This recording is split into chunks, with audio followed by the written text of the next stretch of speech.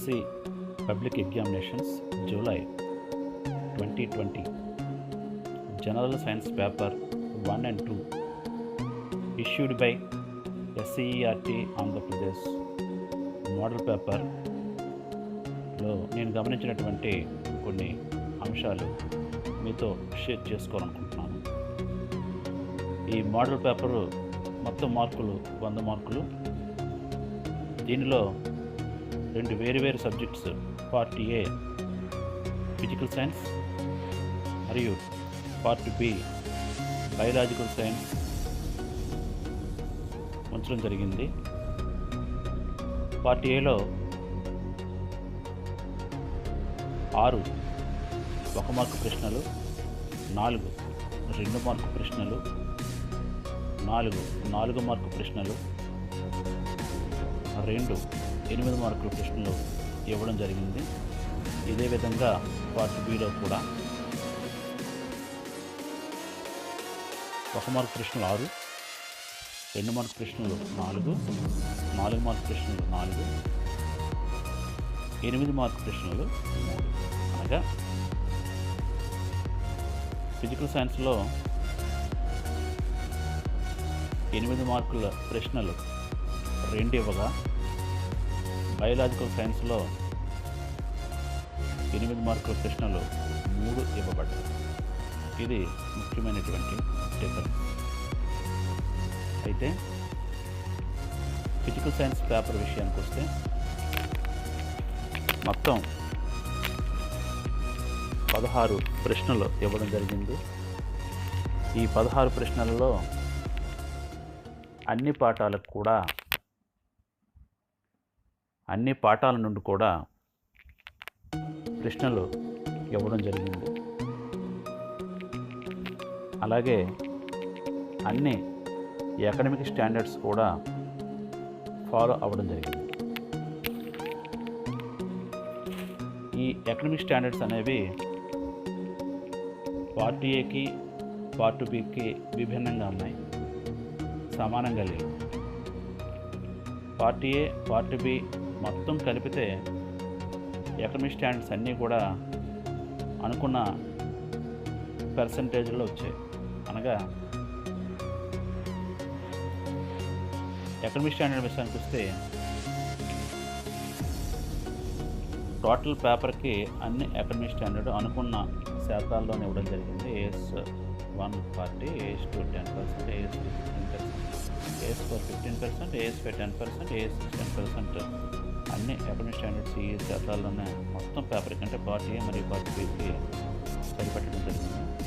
ఇక్కడ ముఖ్యమైనటువంటి 2 విషయాలు గమనించాలి విద్యార్థులు. ఒకటి, డయాగ్రామ్స్ 2 మార్క్స్ డయాగ్రామ్స్ ఫిజిక్స్ కేటాయించడం జరిగింది. 8 మార్క్స్ డయాగ్రామ్స్ బయాలజికల్ సైన్స్కి కేటాయించడం జరిగింది. అలాగే 8 మార్క్స్ క్వశ్చన్స్కి ఎక్స్పెరిమెంట్స్ ఫిజికల్ సైన్స్ వారికి ఎస్పెషల్లీ కేటాయించడం జరిగింది.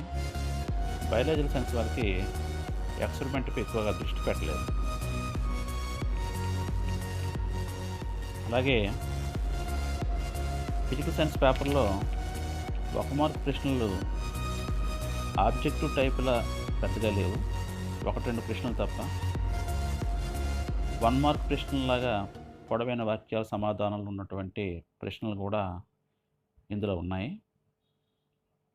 ఉదాహరణకి 3rd question, state Pauli's exclusive principle, అది ఆబ్జెక్టివ్ టైప్ క్వశ్చన్ కింద రాదు. అలాగే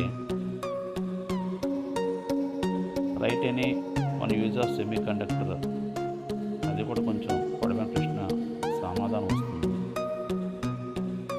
కానీ బయాలజికల్ సైన్స్ వారు మాత్రం అన్ని ఆన్సర్స్ కూడా ఆబ్జెక్టివ్ టైప్లో వచ్చినట్లే, అంటే సింపుల్ 1 వర్డ్ వచ్చినట్లుగానే వాళ్ళు ప్రశ్న పేపర్ ఇచ్చారు. అదొక మార్క్. తర్వాత ఈ పేపర్లో ఫిజికల్ సైన్స్ పేపర్లో పార్ట్ ఏలో ఫిజిక్స్ సంబంధించినటువంటి టోటల్ మార్క్స్, కెమిస్ట్రీకి 31 మార్కులకి మొత్తం ఫిజిక్స్ ఫిజిక్స్ ప్లస్ కెమిస్ట్రీ కలిపి 62 మార్కులకి ప్రశ్నపత్రం ఇవ్వడం జరిగింది. ఈ 62 మార్కుల్లో ఇంటర్నల్ చాయిస్ 2 ప్రశ్నలు 16 మార్కులు తీసేస్తే 62 మైనస్ 16 46 మార్కులకి 40 అనేది. ఇప్పుడు మనం 40 క్వశ్చన్స్ ఎలా ఉన్నాయో చూద్దాం. 1 mark question. First question, convert 30 degree centigrade into kelvin scale. దీని సమాధానం 30 degree centigrade plus 273 is equal 303 Kelvin. Answer simply right. Second question, chemical name of common salt is sodium chloride లేదా NaCl. సోడియం క్లోరైడ్ అనే పదం రాయాల్సిన బ్రాకెట్లో NaCl. Third question, state Pauli exclusion principle. దీనికి answer పొడవైనటువంటి వాక్యం వస్తుంది. Pauli exclusive principle, no two electrons of the same atom can have all the 4 quantum numbers same అని రాయాల్సింది. Fourth question, statement 1 n plus n value of 3s is 3, statement 2 n plus n value of 3s is 4. ఇక్కడ 3s orbital యొక్క n విలువ 3, s యొక్క l విలువ 0, కాబట్టి n plus n value 3sకి 3 అవుతుంది. కాబట్టి statement 1 is correct. So answer is B, statement 1 is only correct. Fifth question, when the length of the conductor is doubled, then its resistance will be dash. లెంత్కి రెసిస్టెన్స్కి ఉన్నటువంటి relation directly proportional relation. So length, if length increases then resistance also increases. So the answer is A. Fifth question, write any one use of semiconductor. Answer, semiconductors are used to make diodes, transistors and integrated circuits and ICs. ఇది 1 mark question. Next 2 marks క్వశ్చన్స్లో 7th question diagram ఇవ్వడం జరిగింది. ఈ డయాగ్రామ్ని మనం answer షీట్లో గీయాల్సి ఉంటుంది, నీట్గా గీయాల్సి ఉంటుంది. ఈ డయాగ్రామ్ గీసేటప్పుడు ఇక్కడ ఆబ్జెక్ట్ మీద ఆబ్జెక్ట్ 2F2 మీద ఆబ్జెక్ట్ ఇవ్వడం జరిగింది. ఇక్కడ ఇమేజ్ కూడా లెన్స్కి అవతల వైపు 2F1 వద్ద కలెక్టెంట్గా ఏర్పడుతుంది. Same distance, image distance, object distance సేమ్గా ఉంటుంది. ఈ డయాగ్రామ్ వేసినప్పుడు లెన్స్ సెంటర్, ఆప్టిక్ సెంటర్ నుంచి మనం ఖచ్చితంగా O నుంచి F2 డిస్టెన్స్, F2 నుంచి F2 డిస్టెన్స్, O నుంచి F1 డిస్టెన్స్, F1 నుంచి F2 డిస్టెన్స్, 2F1 డిస్టెన్స్ ఖచ్చితంగా మనం డ్రా చేసుకున్న డిస్టెన్స్ ఖచ్చితంగా పాయింట్ చేసుకుంటే మన డయాగ్రామ్ చాలా సులువుగా ఖచ్చితంగా వస్తుంది. Next 8th question, right any 2 questions to understand differences between myopia and hypermetropia. ఇది 5th చాప్టర్. దీనికి ఎన్ని క్వశ్చన్స్ రాసుకోవచ్చు. కొన్ని ఎగ్జాంపుల్స్ ఏంటంటే, ఒక question, first question, can a myopia patient see neither objects clearly. Second question, which type of lens is useful to correct hypermetropia. ఈ విధంగా 2 questions రాసుకోవచ్చు. 9th క్వశ్చన్, ఈ 9th క్వశ్చన్లో కొంచెం డేటా కొంచెం మిస్ అయింది. ఏంటంటే, assume and write the name of element whose 4 quantum numbers are n is equal to 1, l is equal to 0, ml is equal to 0, ms is equal to plus half. 4 quantum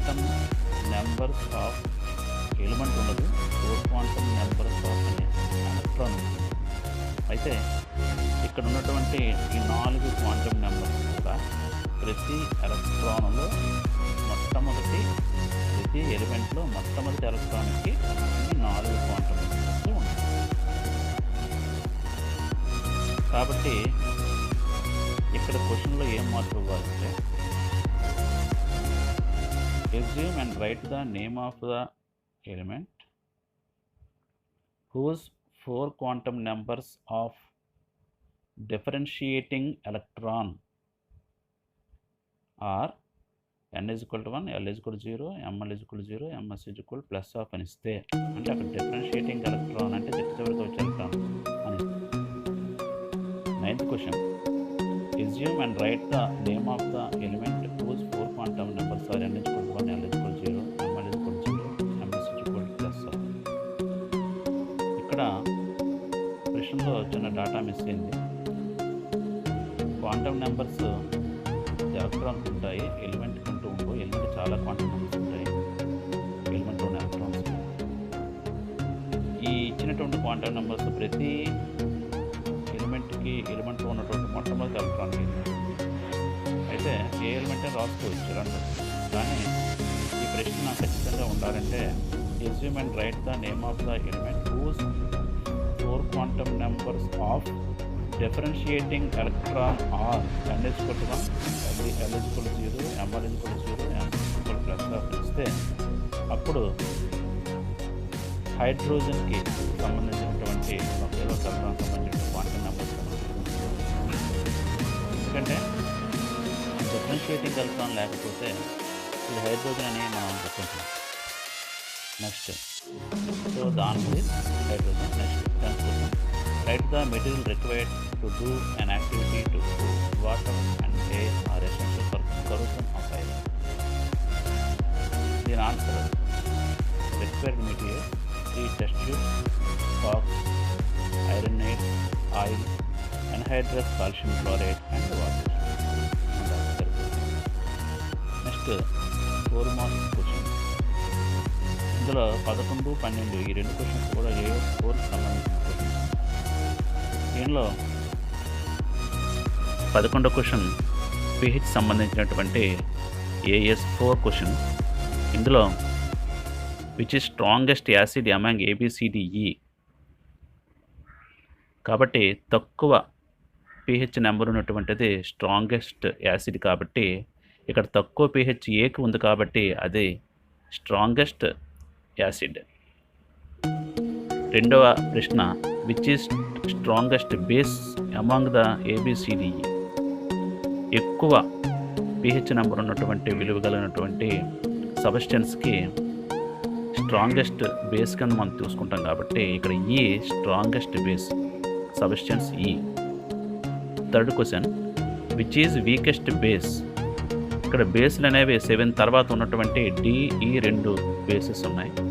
ఇందులో 9 pH ఉన్నటువంటి D, 13 pH ఉన్నటువంటి E, ఈ రెండిట్లో తక్కువ pH ఉన్నటువంటిది weak base కాబట్టి answer D అవుతుంది. కాబట్టి 3rd question answer D. Next 4th question which is neutral in natural among the ABCD. That is simply C because the pH value of C is 7. Next 12th question కూడా academic standard 4కి సంబంధించింది. దీనికి refractive indices ఇచ్చారు కదా. First question in which medium light travels fast in the above given medium. ఇప్పుడు light ఎప్పుడు కూడా తక్కువ రిఫ్రాక్టివ్ ఇండెక్స్ ఉన్నటువంటి తక్కువగా ఉన్నటువంటి మెటీరియల్ గుండా లైట్ ఫాస్ట్గా వెళ్తుంది. కాబట్టి ఇక్కడ రిఫ్రాక్టివ్ ఇండెక్స్ తక్కువగా ఉన్నటువంటి B గుండా లైట్ ఫాస్ట్గా వెళ్తుంది. Answer is B. ఇక్కడ చిన్న కన్ఫ్యూజ్ 1.3 స్టార్టింగ్లు ఇచ్చి B 1.003 B కింద ఇచ్చారు కాబట్టి కొంచెం చూసుకోవాలి. 1.003 ఆన్సర్ రైట్ అవుతుంది. అదే తక్కువ రిఫ్రాక్టివ్ ఇండెక్స్ ఉన్నటువంటి material. Second question in which medium light travels slower in the above given medium. ఇప్పుడు చెప్పిన 5 ఆన్సర్ లాగే ఇక్కడ ఆన్సర్ డి తీసుకుంటాం. ఎందుకంటే refractive index of D is 2.42, which is highest among the given material refractive index of material. So answer is D for second question. Which medium is more optically denser among all the media? Optically denser ఎప్పుడు కూడా refractive index హైయెస్ట్గా ఉండడానికి ఉంటుంది. కాబట్టి the answer 2.42 the material D. Write the units of refractive index. ఇది జనరల్గా units అనేవి refractive index అనేది ఒక రేషియో కాబట్టి దీనికి యూనిట్స్ అనేవి ఉండవు. Answer is no units. Next 13 question define Faraday's law and define Lenz law. ఇది మన టెక్స్ట్ బుక్లో డైరెక్ట్ ఉంటుంది. ఫారడేస్ లా అంటే whenever there is a continuous change of magnetic flux linked with a closed coil, a current is generated in the coil. అలాగే లెంజెస్ లా కూడా, లెంజెస్ లా states that the induced current will appear in such a direction that it opposes the changes in the flux in the coil and రాయాలి. Next 14th question, what is Arctic rule? How do you appreciate role of the Arctic rule in explaining the chemical properties of elements? ఇది 4 marks question కాబట్టి సింపుల్గా ఒక 4 points వేస్తే సరిపోతుంది. So Arctic rule first definition, the atoms of elements tend to undergo chemical changes that help to leave their atoms with 8 outer shell electrons. అలాగే chemically active elements do not have an octet of electrons in the valence shell of their atoms. Their reactivity arises from their tendency to achieve the octet by forming bonds either with atoms of their own type or with atoms of other elements. Hence the octet rule decides the chemical properties of elements. So I appreciate the role of octet rule in explaining the chemical properties of elements అని రాస్తే సరిపోతుంది. మరి 15th question, how do you following properties changes in group and period explain?